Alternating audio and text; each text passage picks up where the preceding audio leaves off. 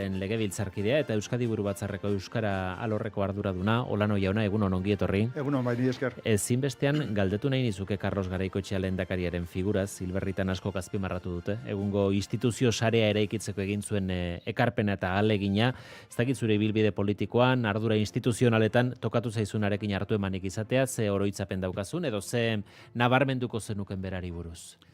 Justu atzo bertan sare sozialetan sartu duen argazki bat, Amaiurren aterazena 2022an, han izan zen ospakizun handi bat, eta Carlos Garaikoetxea lehendakari antzegoen, eta elkarrekin egon ginen. Gogoan dauka gainera, bero alerta horietako bat zela, eta horri bilinela laguntzen genien pixkat gizonari, oso egoera zaila zan beretzat Amaiurren hola egotea, baina oso gustora egon ginen. Eta niretzat, personalki, nik gogoan daukat, justu ja politikara sartu nitzenean, nerabe garai horretan izen handia zela. 80ko hamarkadako lehenengo urteetan, 79ko azken, 80 bat urte horietan izan zen referentzizko persona gure herrian. Eta gainera, garai hartan oso tensio handia zegoen, kaleetan, zeudelako bi estrategia nagusi, eta nik Beasainen eta Goierren eta horrela bizitzan nuen, Eta Carlos Garaikoetxeak ekarri zuen lidergo oso importante bat, eta gure herriaren erakundetze bat, Berak personifikatu zuen, eta garai hartan bi lider nagusi zeuden, Carlos Garaikoetxea eta Xabier Arzallus Bea. Hoiek eraiki zuten gaur egun ezagutzen dugun erkidegoa, autonomia erkidegoa, eta tamalez gero duren arteko harremana, eta horre gontzan zatiketa bat, eta hori izan zen momentu beltza, eta horrek markatu gintuen baitare denak, baina bere heriotzean figura historiko bat aztertzen dugu, eta historia ikuspegitik gure herriaren historian izango da behin diktadura pasata lehenengo lehendakaria, eta errautsetan ia zegoen herri bat altxatzen, prozesu hori lideratzen jardun zuen pertsona. Zatiketa horrek argi dago belaunaldi bat markatu zuela, gerora Eusko Alkartasuna sortu zuen Garaikoetxeak, Eusko Alkartasuna gero EH Bilduren baitan dago, eta azkenengo urte hauetan Garaikoetxeak adierazi izan du nolabaiteko ezinegona EH Bilduren baitan ea deseginegi edo urtuegi ote dagoen. Badaude interpretazioak azkenengo urteetan Eusko Alderdi Jeltzalearen posizio eta apur bat gerturatu dela diotenak. Alakorik esango zenukezuk? Nik esango nuke Carlos Garaikoetxeak pixkat bere baitan duela tradizio politiko bat. Gure tradizio politikoaren figura handietako bat. Esan dezakegu pixkat abertzaletasun demokratikoaren figura bat da, eta berak oso barne zeukan hori. Eta egia da, gero, zatiketa ekarri duela espazioen birkonposizio bat, nik uste dut abertzaletasun tradizional historiko demokratikoari kolpea handi eman ziola, izugarrizko kolpea eman zion zatiketaarek.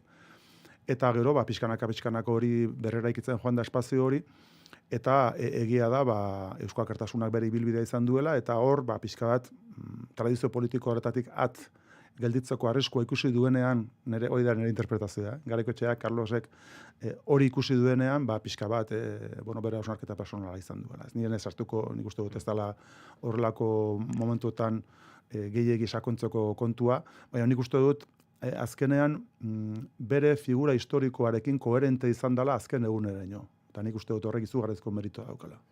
Garaikoetxea lehendakari zen garaikoa, da Euskararen legea, 1982koa, urte luze sartu izan dena, hizkuntza normalizazioari dagokionez kontsentsua handi bezala. Ze puntutaraino izan da horrela, ze puntutaraino izan da hori kontsentsua, eta ze garrantzia aitortzen diozu ordukoari?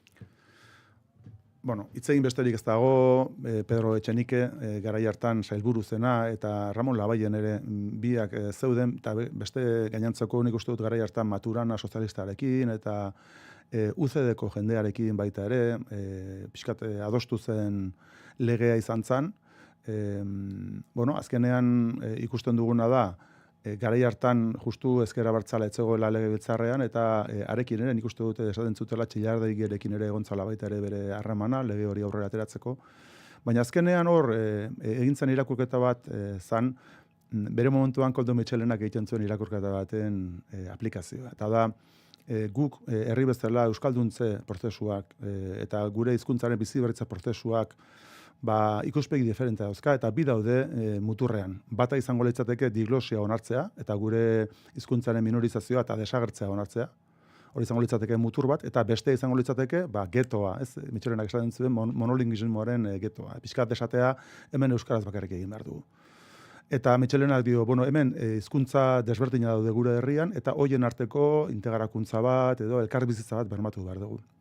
Eta horretarako, egia da, onartu beharrako guztiok hizkuntza gutxitu dela, euskara, eta beraz, indarra egin behar dela, pixka bat bere orekara ekartzeko, ez? Eta beraz, euskarak bizi berritze prozesu horretan sortu behar duena da gizarte bat anitza bai, baina euskarak bere etxea eta bere lekua behar du, Mitxelenan hitzetan. Eta hori izan da 82ko legearen konsensu nagusia. Zer gertatzen da? Aurrerapauso importanteak eman direla eta horrek ekarri ditula tensio sozialak. Eta orain momentu honetan bizi dugula baita ere aldaketa soziala importantea, etorkina datoz, eta gure gizartea ari da eraldatzen ez. Eta testuinguru hortan behar dugu hitzarmen berri bat, bistan da, baina nire tesia da, behar dugu hitzarmen berri bat, baina eraiki dugunetik abiatuta. Eraiki dugun guztia ongi asentatu, eta hortik abiatu behar dugu, bide berria. Enplegu publikoaren erreforma lege proposamenak ari dira tramitatzen uneotan legebiltzarrean, lan eskaintza publikoetan ze hizkuntza eskakizun eta euskararen derrigortasunari dagokionez ze oinarri aplikatu erabakitzeko. Oraintxe sartuko gara proposamenen edukian, baina puntu honetan eta gauza daudenetan baikor zara, uste duzu lortu daitekeela akordio bat legebiltzarrean egoera hobe batera igarotzeko? Guk garrantzi politiko handia eman diogu kontu honi. Nik uste dut alderdi politiko bakoitzak esan behar duela eta adierazi behar duela hori eta guk esaten dugu. Guretzako euskara zentrala da. Eta beraz euskara bizi berritzeko prozesua zentrala da, garrantzia handikoa da eta beraz mugimendu politikoa handia behar du. Eta gure estilo politikoan horrek zer esan nahi du? Horrek esan nahi duena da gure pisu politiko guztia jarriko dugula hor, gure ejekutibarena, gure jaurlaritzak jaurlaritzan ditugun pertsonen pisu politiko guztia jarriko dugula, eta kasu honetan, bizi dugu ataka importantea epaitegietan, eta hori konpontzeko, garrantzi zentrala emango dugu kontu honi. Beraz, mugituko gera, egin ditugu mugimendu politiko beharrezko guztiak, eta eserita egongo dira mailaren inguruan azken momentu eraino. Eta gaina eragile guztiekin ez dugu inor bazterren utziko. Eta gure gana datoztenak edo mailan esertzen diren guztiekin ahalegina egingo dugu. Goazen edukira. Zuen erreforma proposamenak planteatzen duena da, erakunde bakoitzak izan dezala eskumena, finkatzeko eremuko errealitatearen arabera, hizkuntza eskakizuna zenbat plazetan akreditatu. Eta pasaden astean egin duzuen zuzenketan, aipatzen duzuena da, horietako hainbatetan derrigortasun data geroratua jartzeko aukera. Azaldu iguzu, zeren arabera finkatuko litzateken zenbat plazetan eskatu hizkuntza akreditatzea eta geroratzeko aukera noiz emango litzateken? Hasteko, hola azalduta konplexua dirudi, baina ez da horren konplexua. Hasteko, nik esan beharra daukadana da, gaur egungo sistemak dautzkala ezaugarri batzuk, ez? Eta ezaugarri horrek dauka zerikusia, ezaugarri horiek daukate zerikusia 82ko legean aipatzen dan mailakako euskalduntzearekin edo euskalduntze progresiboarekin, ez. Eta orduan, konsensu politikoarek esaten zuena zan, pixkanaka, gure administrazio publiko guztietan funtzionarioak euskaldundu egin behar zirela. Eta bideo honetik goaz, datu bat emango dut. 1985ean, euskal funtzionario guztien artean, 134ak bakarrik zeukan profilen bat, euskal profil bat, akreditatua. Gaur egun 180tik gora daude. Beraz, bidea egin dugu eta oso arrakastatsua izan da. Bide horretan, egia da administrazio publikoak ezartzen dituela eskakizun batzuk eta profil batzutan derrigortasun batzuk. Horrek ez esan nahi du, batzuk enplegu publikoarako eskaintza bat egiten duzunean, plaza batzuk eduki behar dutela derrigortasun data bat, nun funtzionario bertan sartzen da, egokitzen den funtzionarioak hori akreditatu eduki behar duen eta beraz profil hori eduki behar duen.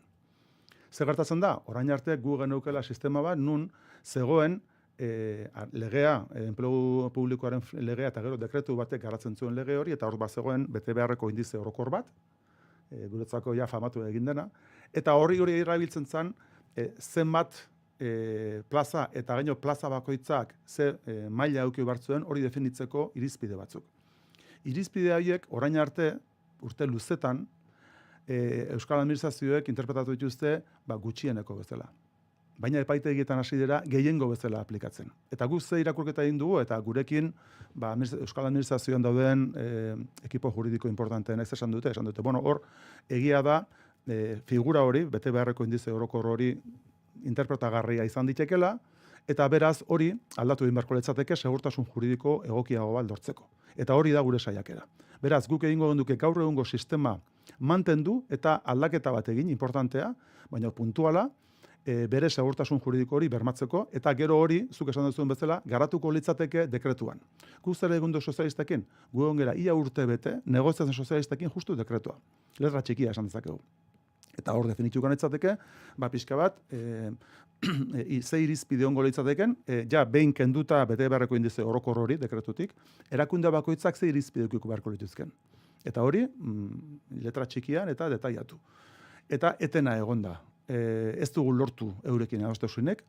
Azkenean, ni pentsatzen nuen bai ez gaina, azkeneko kolpea eman genuenean, ja, egon zitezken arazo guztia desagertuta, maitik altzaziran. Hori niretzako oso gorra izan zen. Pentsatzen nuelako, Partido Sozialistaken adostea, herri ikuspegitik oso importantea zela, eta oso importantea zela baita ere epaitegietan. Ez dugu aipatu, baina Bilboko auzitegiak konsulta bat egin du konstituzio auzitegira, eta hor, orain daukaguna bera ere zalantzan jartzeko arriskua daukagu. Eta guk uste genuen sozialistekin adostea importantea zala Madrilen baita ere hau ongi defenditzeko. Eta ez duten nahi izan. Eta nun egon da desadostasuna? Zer iruditzen zaie sozialistei? Zue planteatzen duzuen urrutitxo doala? Egia da guk egin genuela mugimendu importantea, bere momentuan legebiltzarrean, gu bakarrik aurkeztu genean, Euskal Alderdi Jeltzaleak aurkeztu zenean, sozialistakin, eten hori izan da.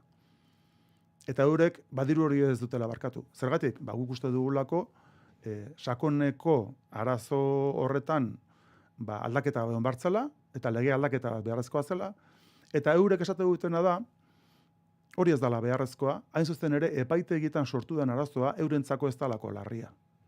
Eta hor dago, interpretazio horretan dago haustura nagusia. Guk uste dugu, epaitegietan sortu den problema horrek, enplegu publikoaren prozesu guztia zalantzan jartzen duela. Eta beraz, enplegu publikoareko eskaintza bakoitza egiten da bakoitzean, hor daukaula Demoklesen ezpata importante bat, eta hor daudela milaka herritar zalantzan daukatenak euren etorkizuna, eta gero baita ere, Euskararen bizi berritze prozesu horretan, oztopo importantea dela. Hori da konpondu behar duguna.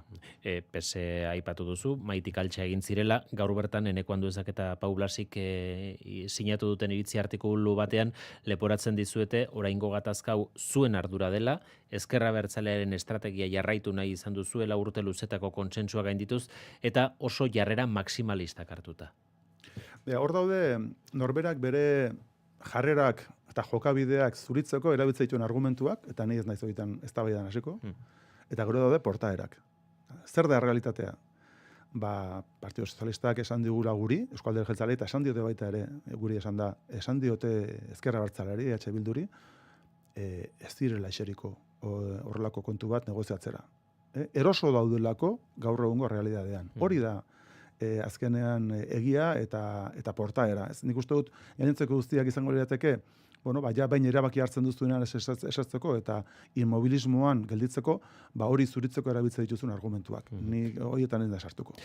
Zuek aurkeztu duzuen zuzenketa horretan, aipatzen duzuen derrigortasun data geroratu horretan, zenbat denborako EPA eskainiko litzateke akreditazio horiek lortzeko, eta ze plaza kopurutan ulertzen dut, derrigortasun indizea altxatu ezkero, beste irizpide horien arabera, zenbatetan hasieratik akreditatu beharko den, eta zenbatetan gero akredita daiteken finkatuta geratuko dela? Bai, esaten genuen bezala, administrazio publiko bakoitzak berea egingo dut, bere irakurketa. Horretarako, Jaurlaritzak dekretua onartuko du, eta horri izango da prozesu desente luzea hilabetetakoa.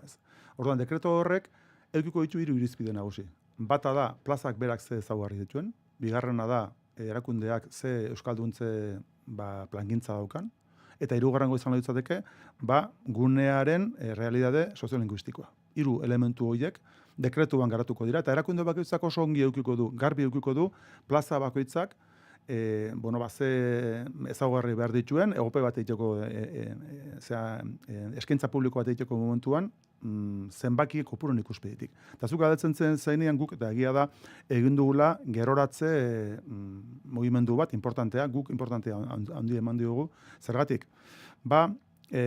Hizkuntza profilak defenditzeko momentuan, derrigortasunak definitzen diren une honetan, plaza bakoitzak noizako duen betetze maila, geroratzeko figura hori beti bazegoen, aukera bezala, baina guk derrigortu indugu dira hemendik aurrera.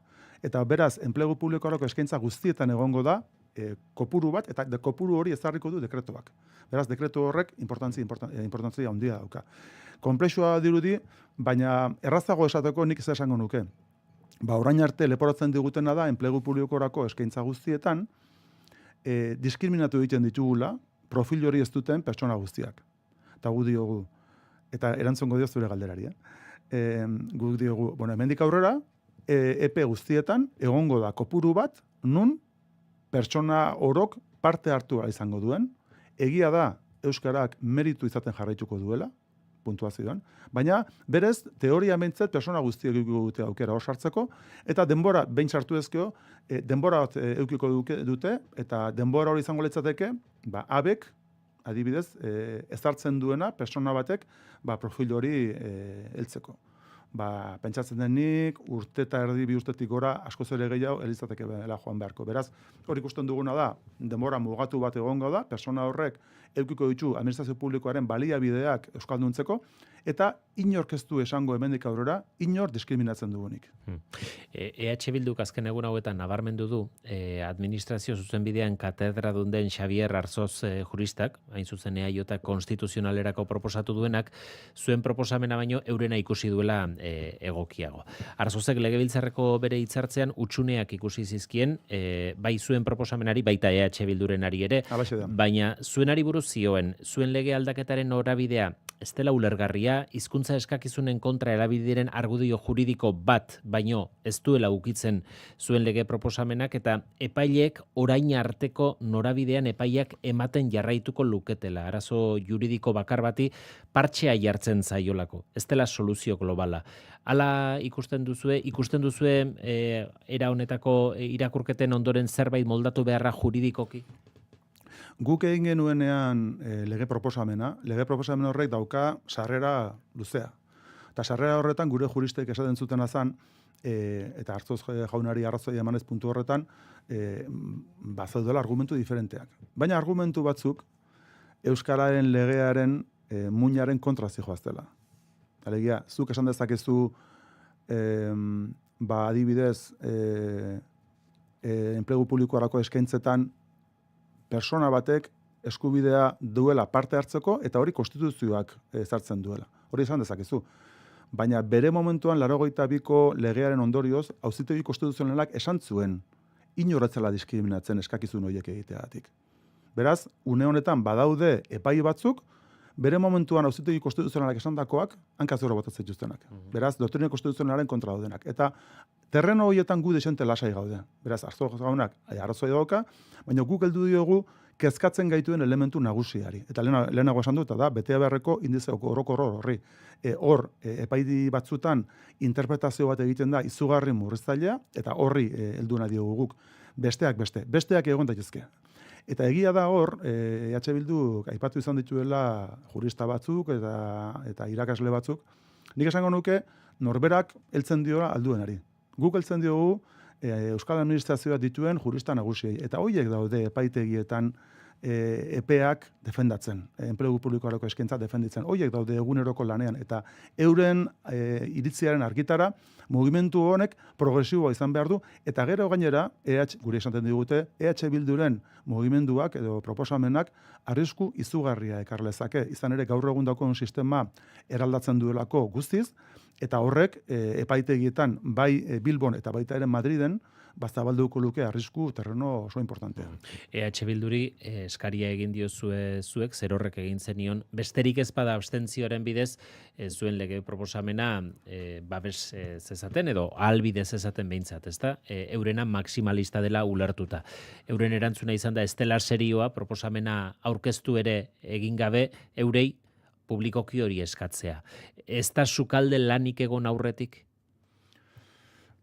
Bueno, sukalde lana egonda, gertatzen dena da, gu orain arte oso zentratuak egon garela Partidu Sozialistarekin lehena, esan du, prozesu hori niretzako oso mingarri izan da. Eta ni Josu Aztiriarekin egoten itzenean kafe hartzen legebiltzarrean, da askotan egon izan naiz, esaten nion, goazen ikustea Partidu Sozialistarekin ze ibilbide daukagun, eta horren arabera ikusiko dugu, ze mugimendu egin behar diren ez. Guk EH Bildurekin harremana izan dugu, baina uste dugu orain harreman horrek jauzi bat egon behar duela. Eta aurreratzen dizut, datorren astean ja EH Bilduri eskaera formala egingo digula batzar bat egiteko. Eta batzar horretan ikusi behar duguna da, hemendik aurrera nundi jo. Ze mailaren bueltan gauden bi alderdi politiko nagusiak, edo ia esango nuke bakarrak, EH Bildu eta Euskal Alderdi Jeltzalea gera. Orduan, gu bion artean ibilbide bat adostu behar dugu. Hor daukagun arazo nagusia lehenago aipatu dut, da bi proiektuen, bi egitasmoen izaera oso aldendua dago, nik esango nukeia kontrajarria dagoela, eta orduan, edukietan adostasun eta iristera oso zaila ikusten dut, behintzat epe laburrera epe motzera. Nik ikusten dudana da, eta hori da egiten diogun proposamena, horrek behar duela gradualtasun bat. Ez? Ikus dezagun une honetan gure proiektuak ze ibilbide daukan, egin dezagun ebaluazio bat, hortarako eduki dezagun interlokuzio jarrai bat, eta ebaluazio hori egin ondoren, eta ikus dezagun hor dauden urratsak, ez bakarrik etorriko diren epai berriak. Baizik, lehenago aipatu dudan, konstituzionala egiteko helegite horrek, edo konsulta horrek zer antzun duen konstituzionalean. Guzti horrek behar du ebaluazio bat, ebaluazio jarrai bat, eta gu interlokuzio hori egiteko pres gaude EH Bildurekin, eta gainatzeko alderdi politikoekin, bakarrik besteak ez daudela mailan. EH Bildurekin beraz, datorren astean egingo diezue bilera planteamentua, ulertzen dut, legebiltzarrean irekitzera doan lantalde honekiko paraleloan eurekin negoziazio bat eramateko prest zaudetela. Guk eukiko duguna da, saiatuko gara eurekin eukitzen ja, interlokuzio sendo bat edo jarrai bat, ez hori da pixkat, guk proposatzen dioguna. Eta hor daude urratsak egin beharrekoak, eta urrats guzti horietan komunikazio bat egongo da, eta elkartuke bat egongo da. Ez. Baina nik ikusten dut, zailtasuna, lehenago aipatu dut, espektatiba gehiegi sortzea, ez zait iruditzen egokia. EH Bildu bera esaten ari da, alderdi politiko guztiekin behar dugu denekin batera, eta nik uste dut ikuspegin pragmatiko batekin eta realista batekin, ezin ditugula espektatiba gehiegi sortu, gero zapuzteko eta gero dana erortzeko goiti bera. Nik uste dut, hobea dela esatea, terreno badaukagu, zoru badaukagu, eta zoru horren inguruan lortu ditzazkegun adostasuna lor ditzagun. Alegia, izan gaitezen pragmatikoa, eta aurrera egin dezagun. Ze bestela, espektatiba gehiegi sortu, eta gero porrota handiagoa da. Negoziazio hortan, EAJ zenbateraino dago mugitzeko prest? Zuen lege proposamena zenbateraino zaudete moldatu edo erdibideko baldortzeko prest? Guk nahi dugu, hau, konpondu. Guk konpondu nahi dugu hau. Eta konpontzeak esan nahi du, saiakerak egin behar direla, bere momentuan ez, esaten zen metodo zientifikoak hori zokala, ez, ensaioa dakuzu errorea, eta hor, saiatzen zera bide bat egiten, eta kasu honetan guretzako askoz ere errazagoa da guk egiten dugu proposamenarekin hastea, ez daukagu irauli beharrik sistema, eta gero ebaluatu dezagun horren emaitza. Guk ikusten duguna da, herri honek merezi duela esfortzu hau, eta gure hizkuntzak ere merezi duela esfortzu hau. Eta gehiago esango dut, horrekin ez da nahikoa. Administrazioan euskarak aurrera egitea importantzia handia dauka, baina gure herrian egin behar du aurrera. Eta beraz, konsensu politikoak eta sozialak areagotu egin behar dira, euskararen bizi berritzean egon dadin, giro sozial egoki bat apustu bat egiteko. Lehendakariak eta jaurlaritzak jauzia gara proiektua martxan jarri du, euskararen bizi berritzea martxan jartzeko edo indartzeko. Euskaltzaindiak berak ere badauka gogoetagunea, eta hor lidergo bat planteatu du baita ere, lidergo estrategiko bat, jauzi bat egiteko. Egin dezagun jauzi hori, eta hau izan dadila, administrazioaren euskalduntza izan dadila, urrats bat beste urrats askoren artean. Bi kontu geratzen zaizki galdetzeko honen inguruan bata. Eusko Alderdi Jeltzalearen baitan jarrera adostu batera iristea erraza izan da. Jarrerak puntu berdinean daude, badaudelako irakurketak eman beharreko urratsen irmotasunari buruzko iritzi jarrera desberdina daudela. Eusko Alderdi Jeltzalea anitza da, garbi dago. Anitza da Euskal Alderdi Jeltzalea, Partido Sozialista eta EH Bildure anitza da baita. Denak gara anitzak. Kontua da, zeini ematen diogu oinarrizko garrantzia. Eta guztiok ematen diogu euskarari oinarrizko garrantzia.